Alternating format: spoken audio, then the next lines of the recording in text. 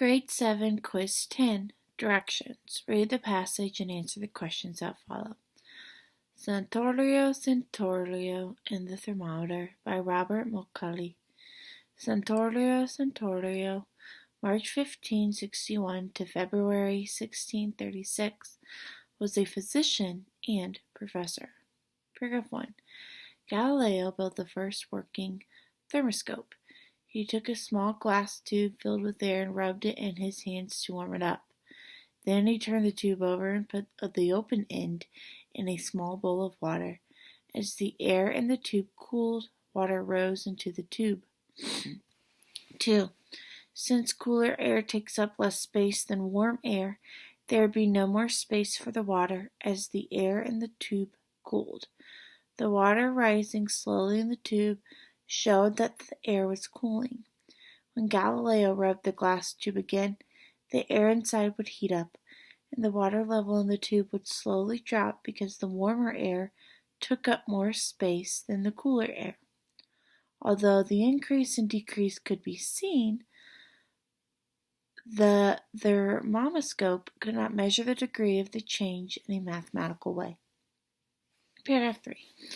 Despite this lack of precision, Galileo had constructed a wonderful invention, yet he considered it to be a useless toy and even called it a little joke. As far as anyone knew, the famous physicist, mathematician, and astronomer never tried to adapt the thermoscope into a device to measure the temperature of the human body. Paragraph 4.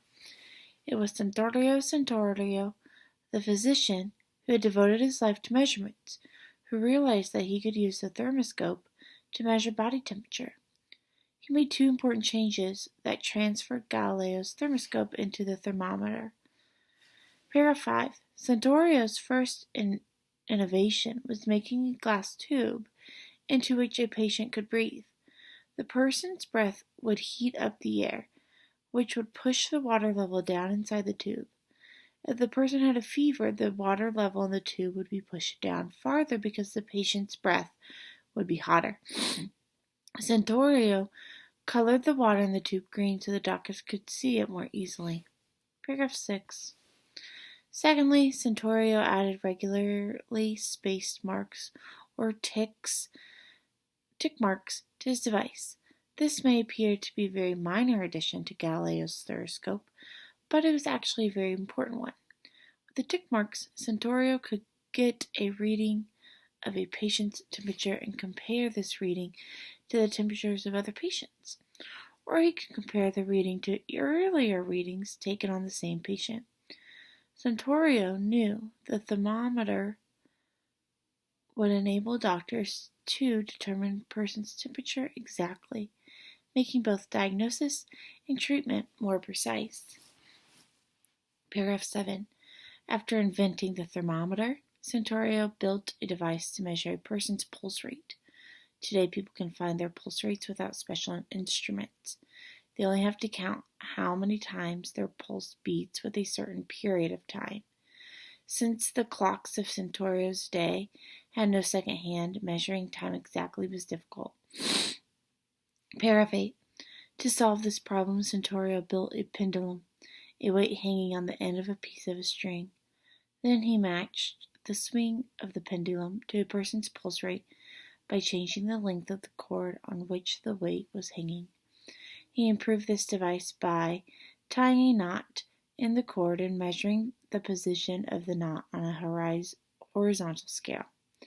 Centaurio called this device the pulsilogium.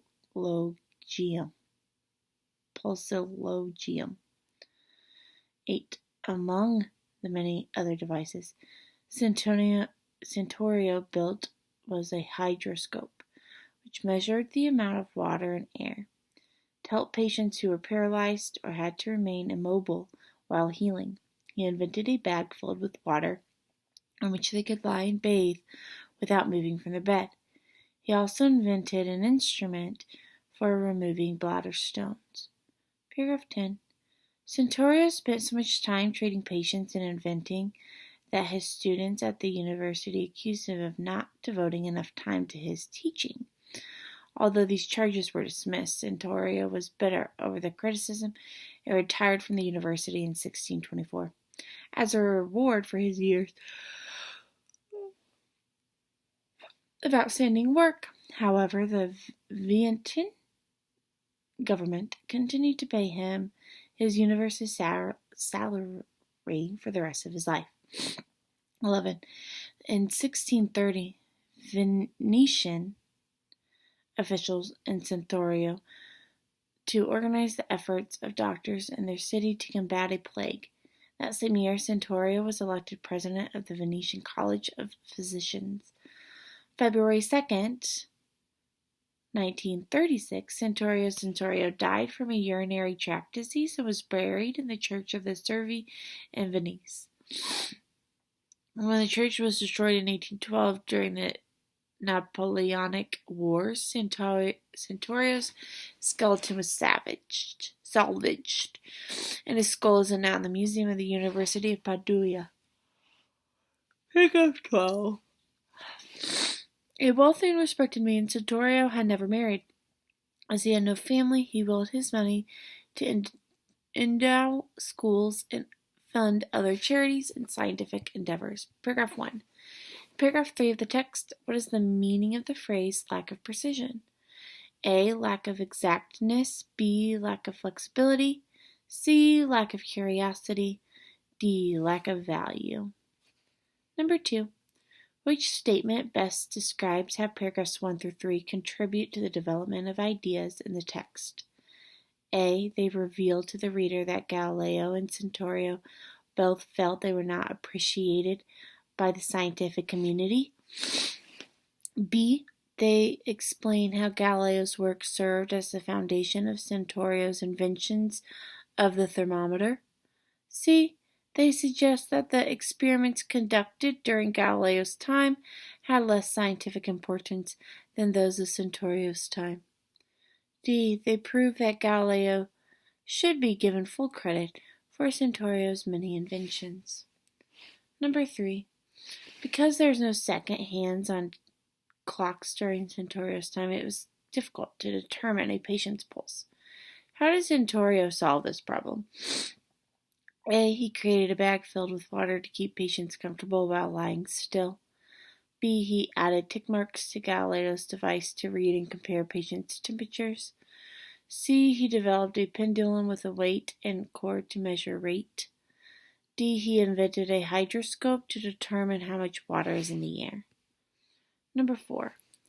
Which sentence from paragraph 6 does the author show his point of view? A. Secondly, Santorio added regularly spaced marks or tick marks to his device. B.